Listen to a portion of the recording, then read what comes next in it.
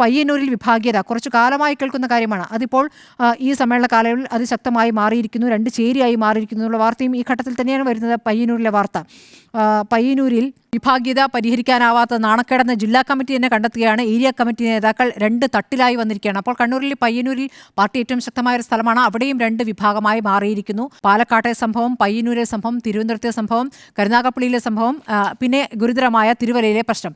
തിരുവല്ലയിലെ പ്രശ്നം വരുമ്പോൾ അവിടെ കെ കൊച്ചുമോനെ മാറ്റി മുൻ ഏരിയ സെക്രട്ടറി ഫ്രാൻസിസ് വി ആന്റണിക്ക് താക്കീതും നൽകി. അപ്പോൾ അത് നടപടിയെടുത്തു, കർശനമായ നടപടിയെടുത്തു എന്ന് പാർട്ടി സംസ്ഥാന സെക്രട്ടറി പറയുമ്പോൾ അത് വിഭാഗീയതയും നടപടിയുമല്ല എന്നാണ് ജില്ലാ സെക്രട്ടറി കെ പി ഉദയഭാനു പറയുന്നത്. അപ്പോൾ അവിടെ ജില്ലാ സെക്രട്ടറിയുടെ താല്പര്യങ്ങൾക്ക് വിരുദ്ധമായ ഒരു നടപടിയിലേക്ക് സംസ്ഥാന കമ്മിറ്റി എത്തിയിരിക്കുന്നത്, അല്ലെങ്കിൽ സംസ്ഥാന നേതൃത്വം എത്തിയിരിക്കുന്നു എന്നുള്ളതാണ്. അപ്പോൾ അവിടെ വേറെ രൂപത്തിൽ പാർട്ടി പ്രവർത്തിക്കുന്നുണ്ട്. അപ്പോൾ അത് താഴെത്തട്ടിലെ തർക്കങ്ങളെ വന്നിട്ടുള്ളൂ. ഇനി സമ്മേളനം മുകളിലേക്ക് പോകുമ്പോഴാണ് മുകളിൽ തട്ടിൽ പ്രശ്നമുണ്ടോ എന്നറിയാം.